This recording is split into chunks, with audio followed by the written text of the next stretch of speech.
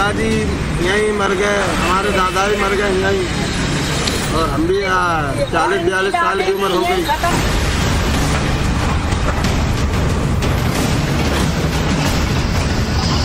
बांग्लादेशी घुसपैठियों के लिए 1 इंच जमीन नहीं देने वाले हैं। Will give arm license to the eligible persons who are residing in remote area, vulnerable area and border area. Pakistani जासूस हो या अवैध घुसपैठिए, इतने सालों में इन्होंने दिल्ली को ही बड़ा ठिकाना बनाया हुआ था, इसलिए अब सबसे ज्यादा एक्शन भी दिल्ली में ही चल रहा है। दिल्ली पुलिस ने पिछले 24 घंटे में अलग अलग इलाकों से 38 बांग्लादेशियों को पकड़ा है। ये सभी बांग्लादेशी कूच बिहार के रास्ते दिल्ली पहुंचे थे। दिल्ली से पहले ये सभी अवैध घुसपैठिए हरियाणा के नूह में रहकर काम कर रहे थे। इसके बाद दिहाड़ी मजदूरी करने के लिए नूह से दिल्ली में आकर रहने लगे। पकड़े गए 38 बांग्लादेशी में महिलाएं और बच्चे भी शामिल हैं। इन अवैध घुसपैठियों को बांग्लादेश डिपोर्ट करने की भी तैयारी की जा रही है। मतलब सिर्फ पकड़ा नहीं गया है, निकलो यहां से और जाओ बांग्लादेश में रहो। अवैध बांग्लादेशियों के खिलाफ कितना तगड़ा एक्शन हो रहा है उसकी तस्वीरें आपको दिखाता हूं। गाजियाबाद में सुरक्षा एजेंसीज ने अवैध बांग्लादेशियों के खिलाफ मुहिम छेड़ रखी और अब तो इन लोगों को सीधे बांग्लादेश डिपोर्ट किया जा रहा है। गाजियाबाद में कुल 150 अवैध बांग्लादेशियों को डिपोर्ट किया जा रहा है। इन सभी को इंडियन एयरफोर्स के विशेष विमान से भेजा जाएगा। दिल्ली एनसीआर अवैध रोहिंग्या और अवैध बांग्लादेशियों का सबसे बड़ा अड्डा बना हुआ था। ऐसे सिंडिकेट चल रहे थे जो अवैध रोहिंग्या और बांग्लादेशियों को यहां लाकर बसाते थे। पिछले 6 महीनों में दिल्ली पुलिस ने कई ऐसे सिंडिकेट्स का भंडाफोड़ किया है जो बांग्लादेशियों को अवैध तरीके से देश में घुसाने से लेकर उन्हें राजधानी तक पहुंचाने और उनके फर्जी दस्तावेज बनाने में मदद करते थे। यही नहीं, जांच में यह भी पता चला है कि यह सिंडिकेट इन अवैध बांग्लादेशियों को नौकरी दिलाने तक में मदद करता था। दिल्ली पुलिस के आंकड़ों के मुताबिक पिछले 6 महीनों में दिल्ली से 800 से ज्यादा अवैध बांग्लादेशियों को बांग्लादेश डिपोर्ट किया जा चुका है, जबकि 500 से ज्यादा अवैध बांग्लादेशियों की पहचान करके उन्हें डिपोर्ट करने की प्रक्रिया शुरू हो चुकी है। पुलिस को जांच में यह भी पता चला है कि फर्जी दस्तावेजों की मदद से ये अवैध बांग्लादेशी दिल्ली में अलग अलग जगहों पर नौकरी तक कर रहे थे। यही नहीं, इन अवैध बांग्लादेशियों के बच्चे ईडब्ल्यूएस कोटे में बड़े और नामी स्कूल में पढ़ाई तक कर रहे थे। भाई, दिल्ली पुलिस ने राजधानी के अलग अलग इलाकों में छापेमारी कर अवैध बांग्लादेशियों की लिस्ट तैयार की।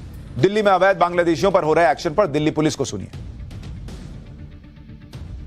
इनमें जिन लोगों के पास कुछ के कागज मिले हैं उनमें आधार कार्ड मोस्टली मिले हैं और वहाँ के बांग्लादेश के भी इनके पास डॉक्यूमेंट मिले हैं, चाहे वो व्हाट्सएप पे, फ़ोन में या कहीं भी उनको डॉक्यूमेंट वहाँ के मिले, जिससे हमने उनको उस वहाँ से जोड़ा है और उनकी एफआरआर की मदद से डिपोर्टेशन की कार्रवाई कर रहे हैं। अवैध बांग्लादेशियों को सिर्फ डिपोर्ट ही नहीं किया जा रहा, बल्कि उनके ठिकानों पर बुलडोजर भी चल रहा है। दिल्ली में अवैध बांग्लादेशियों के ठिकानों पर छापेमारी चल रही है, बुलडोजर एक्शन हो रहा है। ये तस्वीरें दिल्ली के तैमूर नगर इलाके की हैं, जहां कुछ दिनों पहले तैमूर नगर नाले के किनारे बनी 100 से ज्यादा अवैध इमारतों को मिट्टी में मिला दिया गया। यानी ताबड़तोड़ एक्शन चल रहा है। लोग पाकिस्तान में बिजी हैं, यहां अंदर ही अंदर रोहिंग्या और बांग्लादेशियों का सफाया भी हो रहा है। हरियाणा में भी ऐसा ही ऑपरेशन चल रहा है। हरियाणा के पलवल में 47 बांग्लादेशियों ने खुद ही सरेंडर कर दिया। ये लोग पिछले 10 साल से रह रहे थे, ईंट भट्टों पर मजदूरी कर रहे थे। सरेंडर करने वाले बांग्लादेशियों ने जो खुलासे किए हैं वो बेहद चौंकाने वाले हैं। इन लोगों ने भारत बांग्लादेश बॉर्डर पर दलालों के जरिए घुसपैठ की थी। भारतीय सीमा में दाखिल होने के लिए इन्होंने दलालों को 5 से 10 हजार रुपए तक की पेमेंट की थी। पिछले 10 सालों से ये लोग राजस्थान और हरियाणा में ठिकाने बदल बदल कर रह रहे थे। लेकिन जब पहलगाम हमले के बाद सरकार ने अवैध घुसपैठियों के खिलाफ ऑपरेशन क्लीन शुरू किया तो इन लोगों को काम मिलना बंद हो गया। फिर मजबूरी में इन्हें पुलिस के सामने सरेंडर करना पड़ा। सुनिए ये लोग खुद क्या बता रहे हैं। ईंट भट्टे पे ईंट थाप रहे थे। कितने लोग हैं आपके साथ? हमारे साथ तो बहुत लोग था, लेकिन सब लोग गया है, बस हम ही है और हम एक परिवार में है। यहाँ पलवल कैसे पहुँचे हरियाणा के? गाड़ी वो बाबूजी ने निकाल दिया था भट्टे से, फिर अब हम यहाँ आया था काम करने के लिए। तो ये लोग कह रहा था हम बांग्लादेशी हो, तुम यहाँ से चला जाओ। इधर ऐसे आया था, ये फतेहपुर में आया थे। वहाँ पर क्या काम करते हैं? काम ही नहीं मिला था, बरसात हो गया। 12 साल से भारत में कहाँ रहे आप? हम हरियाणा और राजस्थान, बस 2 राज्यों में रहे। यहाँ क्या काम किया? ईंट भट्टा में ईंट फताई।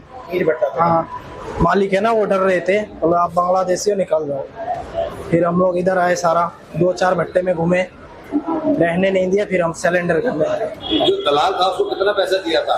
मतलब वो अलग अलग है सबसे, कोई 5,000 लेता था, कोई 10,000, कोई 3,000 4,000 ऐसे बंदा देख के। यहाँ तो कोई खर्चा वर्चा नहीं मिला, फिलहाल तो खाने का भी पैसा नहीं है। जब भी हम लोग सिलेंडर करने हैं, कोई उपाय नहीं है हमारे पास। वापिस बंगाल जाना चाहते? वापिस बंगाल जाना चाहते बस। यूपी में भी सीएम योगी ने घुसपैठियों को यूपी खाली करने को कह दिया है। यह फरमान जारी हो चुका है, जिसके बाद यूपी के अलग अलग शहरों में बसे रोहिंग्या और अवैध बांग्लादेशियों में हड़कंप मच गया, क्योंकि नकली वोटर कार्ड, नकली आधार कार्ड बनाकर रहने वाले अवैध बांग्लादेशी जान चुके हैं कि अब उनको यूपी ही नहीं बल्कि देश से बाहर का रास्ता दिखाया जाएगा। यूपी में ऑपरेशन क्लीन का असर आज बरेली में नजर आया, जहां डिपोर्ट होने से बचने के लिए लोग कई पीढ़ियों से यहां बसने की दलीलें देते सुनाई दी। सुनिए जरा। बहुत सालों से रह रहे, हमारे ससुर यहाँ खत्म हो गए, बहुत हमारे बूढ़े वाले थे वो भी यहाँ खत्म हो गए। हमारे पिताजी यहीं मर गए, हमारे दादा भी मर गए यहीं, और हम भी 40-42 साल की उम्र हो गई। इनके पिताजी मर गए, इनके दादाजी मर गए, आपको यहां मरने नहीं देंगे, आप अपनी जमीन बांग्लादेश में जाकर मरिए। बरेली तो सिर्फ शुरुआत है। अवैध बांग्लादेशियों के खिलाफ ऐसा ही ऑपरेशन पूरे यूपी में चलाने की तैयारी हो चुकी है। कहा जा रहा है कि अकेले लखनऊ में ही 50,000 बांग्लादेशी घुसपैठिए रह रहे हैं। प्रयागराज में इनकी संख्या 30,000 के पार है, वाराणसी में 15,000 अवैध घुसपैठिए रह रहे हैं, जबकि कानपुर में इनकी संख्या 45,000 के पार बताई जा रही है। यूपी में अगर सीएम योगी ने तय कर लिया है तो समझो बांग्लादेशी और रोहिंग्या यूपी से भागते हुए नजर आएंगे। अवैध घुसपैठियों पर सबसे जबरदस्त एक्शन तो गुजरात में चल रहा है। गुजरात में अवैध बांग्लादेशियों पर हुई स्ट्राइक की तस्वीर पिछले दिनों पूरी दुनिया देख चुकी है, जहां बांग्लादेशी घुसपैठियों का 1,000 से ज्यादा अवैध उनके घरों को मिट्टी में मिला दिया गया। बचे हुए घरों को मिट्टी में मिलाने का अभियान आगे भी जारी रहने वाला है। अवैध घुसपैठियों की सफाई करना जरूरी भी है, क्योंकि इसकी वजह से देश में कई जगह पर डेमोग्राफिक चेंज हो रहे हैं। जैसे असम को ही ले लीजिए, राज्य में अवैध घुसपैठ की वजह से डेमोग्राफी में आए बदलाव को आज हिमंता बिस्वा शर्मा सरकार बहुत गंभीर समस्या मान रही है, और इसलिए बॉर्डर के इलाकों के मूल निवासियों को हथियार का लाइसेंस देने का ऐलान कर दिया है। दरअसल असम के सीएम हिमंता बिस्वा शर्मा लगातार दावा करते रहे हैं कि असम में देश की आजादी के वक्त मुसलमानों की संख्या राज्य की कुल आबादी का 14% थी, लेकिन आज असम में मुसलमानों की आबादी कुल आबादी का 40% हो चुकी है, और उनके हिसाब से यह संख्या जो देश के मुसलमान हैं उनकी वजह से नहीं बढ़ रही, बल्कि अवैध घुसपैठिए आ रहे हैं उनकी वजह से ज्यादा बढ़ रही है। सुनिए असम के मुख्यमंत्री हिमंता बिस्वा शर्मा ने क्या कहा। Today we have decided that we will give arm license to the eligible persons who are residing in remote area, vulnerable area and border area, and we will encourage our original inhabitants and indigenous Indian citizens to apply and take arms license as per the eligibility provided in the Indian Arms Act. सोचिए border के इलाकों में कितने इस घुसपैठ से कितनी समस्या बढ़ गई है, संकट बढ़ गया है कि असम के मुख्यमंत्री कह रहे हैं कि भाई वहां लोगों को लाइसेंस जो एलिजिबल होंगे उनको हथियार रखने का लाइसेंस देंगे।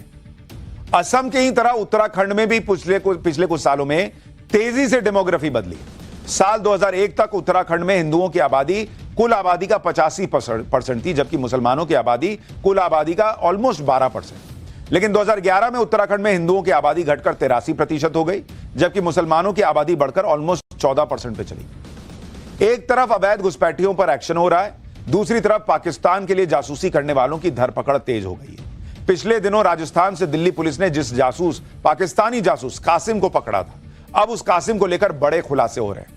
कासिम ने दिल्ली पुलिस को बताया है कि इसने लाहौर के आर्मी कैंप में ट्रेनिंग ली थी, जहां उसे आईएसआई के 3 अफसरों ने ट्रेनिंग दी थी। कासिम के साथ कुछ और लोगों को भी ट्रेनिंग दी गई थी। 2 आईएसआई अधिकारियों का कोडनेम शाहजी और ताऊजी था। एक आईएसआई अधिकारी की पहचान वकास के तौर पर हुई। दिल्ली पुलिस को पाकिस्तान के इस जासूसी रैकेट में 2 और आरोपियों की तलाश है, जिसमें से एक का नाम हसीन है, जो आईएसआई के हैंडलर्स को सीक्रेट जानकारी पहुंचा रहा था। महाराष्ट्र के थाने से पकड़े गए पाकिस्तानी जासूस ने भी बड़े खुलासे किए। महाराष्ट्र एटीएस ने 27 साल के रवि वर्मा को गिरफ्तार किया। रवि वर्मा इंडियन